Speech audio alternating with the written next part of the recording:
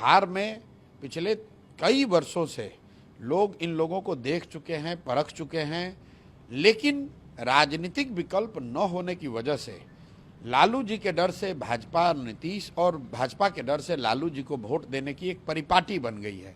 राजद को यहाँ वोट इसलिए पड़ता है क्योंकि लोग भाजपा को मुसलमान वोट नहीं दे सकता है। कांग्रेस का यहाँ कोई वजूद नहीं है। कांग्रेस राजद की पुछलग्गू पार्टी है। करीब 25-30 साल से राजनीति में सक्रिय होने के बाद भी राहुल गांधी ने आज तक बिहार में चुनाव के बाहर एक रात नहीं बिताया है।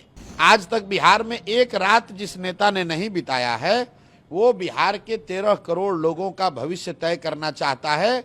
जिसको बिहार के 38 जिला का नाम नहीं मालूम है, वो बिहार के लोगों को आगे का रास्ता बता रहा है, तो इनका कौन भरोसा करेगा। अगर टेलीप्रॉम्प्टर से देखकर ही मोदी जी बता दें कि भाई बिहार में कब बाढ़ की समस्या से निजात मिलेगा, अगर मोदी जी बता दें टेलीप्रॉम्प्टर से देखकर ही कि भाई शुगर मिल कब चालू होगा, तो हम लोग को कोई शिकायत नहीं है। तेजस्वी यादव ही भी तो रोज कागज पर लिखा हुआ ही पढ़ रहे हैं। अरे भाई तुम कागज पर लिखा हुआ नहीं पढ़ोगे तो मुरेठा बांधोगे, लोगों को समाज में गाली गलौज की बात करोगे, आप भी कुछ नहीं कर सकते हैं। यात्रा को लेकर के आप सीमांचल में आए हैं, माइनॉरिटी का घर है यहाँ पे। कल जिस तरीके से भीड़ आपकी रैलियों में उमड़ा अररिया में, क्या कुछ लगता है जो माइनॉरिटी के रहनुमा बनते हैं उनका अब किला खिसकने वाला है, लग रहा है? नहीं, देखिए यहाँ तो हर कोई अपने आप को किसी का रहनुमा बताता है, लेकिन सच्चाई ये है कि इन सारे सो कॉल्ड स्वयंभू रहनुमाओं के बावजूद समाज के वो सारे वर्ग, चाहे वो मुसलमान हो, चाहे वो हिंदू हो, वो अगड़ा हो या पिछड़ा हो, बिहार में तो हर व्यक्ति सफ़र कर रहा है, हर व्यक्ति परेशान है।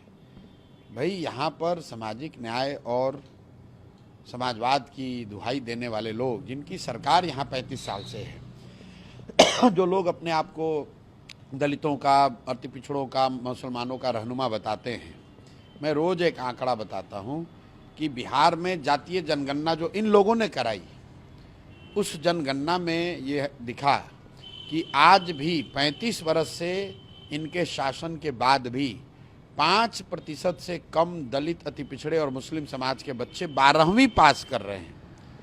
आगे की पढ़ाई की छोड़ दीजिए, नौकरी रोजगार की बात छोड़ दीजिए, 12वीं पास करने वालों की संख्या 5% से कम है। और अगर उसके बावजूद कोई किसी को अपना रहनुमा बताता है, कोई अपने आप को किसी समाज का रहनुमा बताता है, तो इससे ज़्यादा जाति क्या हो सकती है। तो कोई किसी का रहनुमा नहीं है। सच्चाई ये है कि बिहार में पिछले कई वर्षों से लोग इन लोगों को देख चुके हैं, परख चुके हैं, लेकिन राजनीतिक विकल्प न होने की वजह से लालू जी के डर से भाजपा नीतीश और भाजपा के डर से लालू जी को वोट देने की एक परिपाटी बन गई है। पिछले 30-35 साल में ज़्यादातर लोग जो इन दलों को वोट करते हैं वो पॉजिटिव वोटिंग नहीं है, वो नेगेटिव वोटिंग है। जो मुसलमान है वो लालू जी को, लालटेन को इसलिए नहीं वोट करता है कि लालू जी ने उनके लिए कोई काम किया है या उनको राजनीतिक भागीदारी दी है या उनकी चिंता की है। वो सिर्फ इसलिए वोट देता है क्योंकि वो भाजपा को वोट दे नहीं सकता है। इसी तरीके से बहुत सारे लोग जो नीतीश और भाजपा को वोट देते हैं, उनको नीतीश से कोई लगाव प्रेम नहीं है। उनको मालूम है कि नीतीश की सरकार कैसे चल रही है, उन्हें मालूम है कि गुजरात की तर्ज पर बिहार में भाजपा ने कोई काम नहीं किया है, सिर्फ कोरे भाषण दिए हैं। लेकिन चूंकि वो लालू जी का जंगल राज वापस नहीं आने देना चाहता है, इसलिए फिर वो मजबूरी में नीतीश भाजपा को वोट कर देता है।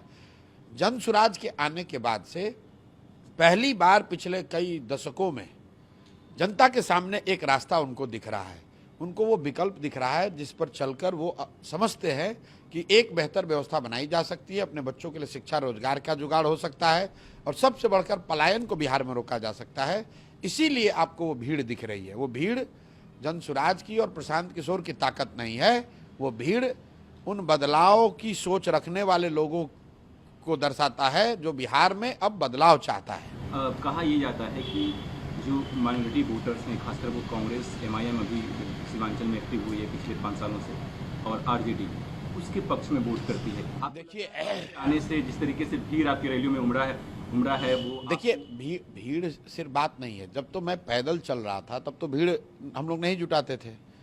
उस समय भी भीड़ न होने के बावजूद मैं कह रहा था कि बिहार में 60% से ज़्यादा लोग बदलाव चाहते हैं अपने बच्चों के लिए शिक्षा रोजगार चाहते हैं, एक नई व्यवस्था चाहते हैं, पलायन बंद हो ऐसी बात वो चाहते हैं।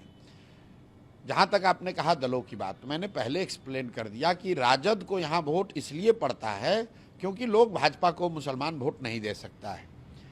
कांग्रेस का यहाँ कोई वजूद नहीं है। कांग्रेस राजद की पुछलग्गू पार्टी है। MIM हैदराबाद की पार्टी है, उसको बिहार में कोई जगह नहीं है। भाई फिर वही बात है, सीट तो कहीं कोई जीत सकता है। सीट तो उपेंद्र कुशवाहा ने एक पार्टी बनाई थी, उनके 3 MP जीत गए। सीट तो कभी मांझी जी की भी पार्टी कोई जीत जाती है। वो तो समीकरण है, व्यवस्था है, कोई एक समय है। MIM राज्य के स्तर पर समाज के लिए या मुसलमानों के लिए कुछ कर सकने की स्थिति में ऐसी बात नहीं है। 5 जीते, 4 फिर भाग के राजद में शामिल हो गए। तो इन दलों का कोई अस्तित्व नहीं है। इन दलों का कोई, बिहार में राजद दल है, बिहार में जदयू एक दल है, बिहार में भाजपा वाले हैं। तो एक गठबंधन जो है वो नीतीश भाजपा का गठबंधन है, बाकी उसमें जो लोग हैं वो सब छोटे बड़े पिछलग्गू दल हैं। इसी तरीके से दूसरे साइड राजद का गठबंधन है। कांग्रेस का कोई बिहार में वजूद नहीं है, 5% से कम वोट आया है। तो बिहार के जनता के पास 3 ही विकल्प है।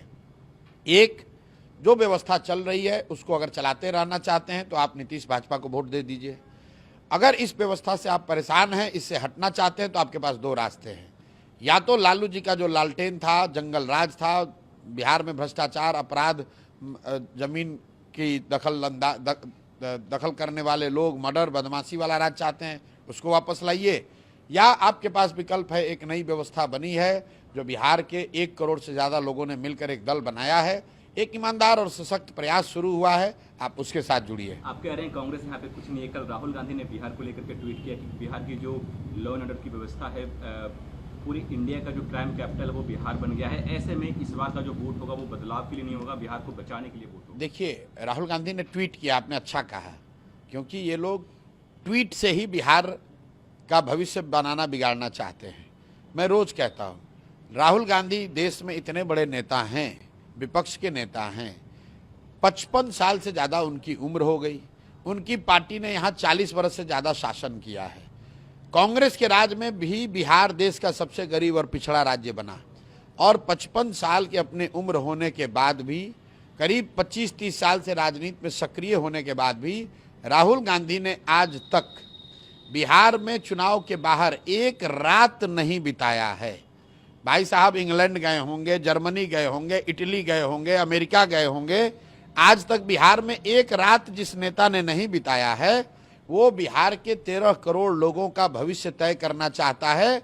जिसको बिहार के 38 जिला का नाम नहीं मालूम है, वो बिहार के लोगों को आगे का रास्ता बता रहा है, तो इनको कौन भरोसा करेगा। कांग्रेस का यहाँ कोई वजूद नहीं है। कांग्रेस को ना कोई सुनता है, ना कोई बात करता है। लोग यहाँ पर राजनीति राजद करती है, कांग्रेस उसका झोला ढोने वाली पार्टी है, झोला ढोते हैं ये लोग। तेजस्वी यादव ने पीएम मोदी पे अटैक किया है कि पीएम मोदी टेलीप्रॉम्प्टर से बात करते हैं, उनको बिहार के मुद्दे पे बात करनी चाहिए, क्योंकि यहाँ का जो सीएम जो है वो रिमोट कंट्रोल से कहीं ना कहीं पीएम मोदी हस्तक्षेप। देखिए, ऐसा है कि टेलीप्रॉम्प्टर से बात करते हो या कागज पर लिखा हुआ पढ़ते हो, महत्व इसका नहीं है कि प्रधानमंत्री टेलीप्रॉम्प्टर देखकर बोल रहे हैं कि कागज पर लिखा हुआ पढ़ रहे हैं। वो बिहार की बात कर रहे हैं कि नहीं, इसका बात है। वो निश्चित तौर पर मोदी जी बिहार की बात नहीं कर रहे हैं। बिहार में शिक्षा कैसे सुधरेगी ये नहीं बता रहे हैं। बिहार से पलायन कैसे खत्म होगा, आज तक उस पर नहीं कुछ बात कही। बिहार में बाढ़ की समस्या कैसे खत्म हुई, उस पर कोई पहल, कोई प्रयास नहीं किया। अगर टेलीप्रॉम्प्टर से देखकर ही मोदी जी बता दें कि भाई बिहार में कब बाढ़ की समस्या से निजात मिलेगा, अगर मोदी जी बता दें टेलीप्रॉम्प्टर से देखकर ही कि भाई शुगर मिल कब चालू होगा, तो हम लोग को कोई शिकायत नहीं है। रह गई बात तेजस्वी यादव की, तो तेजस्वी यादव ही भी तो रोज कागज पर लिखा हुआ ही पढ़ रहे हैं। अरे भाई, तुम कागज पर लिखा हुआ नहीं पढ़ोगे तो मुरेठा बांधोगे, लोगों को समाज में गाली गलौज की बात करोगे, आप भी कुछ नहीं कह सकते हैं। तेजस्वी यादव हो, मोदी जी हो, पेपर से पढ़कर बोले या टेलीप्रॉम्प्टर से बोले या खुद से बोले, उनको ये बताना है कि बिहार में शिक्षा व्यवस्था कब सुधरेगी, उनको ये बताना है कि बिहार में बच्चों को रोजगार कब मिलेगा, उनको ये बताना है कि बिहार से पलायन कैसे दूर होगा, कब रुकेगा, उनको ये बताना है कि बाढ़ की समस्या कब रुकेगी। अगले 5 साल के लिए बिहार कैबिनेट ने 1 करोड़ युवाओं को रोजगार देने की बात की है। भाई देखिए, इन निर्णयों पर आप लोग चर्चा भी क्यों करते हैं? पिछले 20 बरस से नीतीश कुमार मुख्यमंत्री हैं। 20 बरस में कम से कम दसियों हजार बार कैबिनेट बैठी होगी, हजारों निर्णय लिए होंगे। 20 बरस में उनको ये ध्यान नहीं आया कि बिहार के लोगों को रोजगार देना है। आज जब 1 महीने के बाद चुनाव है और कैबिनेट का अब कार्यकाल मुश्किल से 3 महीना बचा है, तब आपको ध्यान आ रहा है। और अगर ध्यान आ रहा है तो अभी दो, 5 बरस के बाद क्यों? इसलिए कि फिर एक बार वोट दे दो और फिर ये सब लूटपाट मचाएगा, फिर 5 बरस और बिहार को लूटेगा। और तो इनका कुछ है नहीं। अगर इनके पास 5 बरस में 1 करोड़ नौकरी देने का कोई स्कीम है, कोई योजना है, तो भाई अभी तो तुम्हारी सरकार है, अभी क्यों नहीं दे रहे हो? चलो 1 करोड़ नहीं दोगे, 5 बरस में 1 करोड़ का मतलब है कि 60 महीने में 1 करोड़। 1 करोड़ को 60 से भागा दे लीजिए, 3 महीने बाकी हैं, उतने ही नौकरी हर महीने देने लगो भाई। हम लोग मान लेंगे कि हर महीने आप दे रहे हैं तो अगले 5 बरस भी दे देंगे।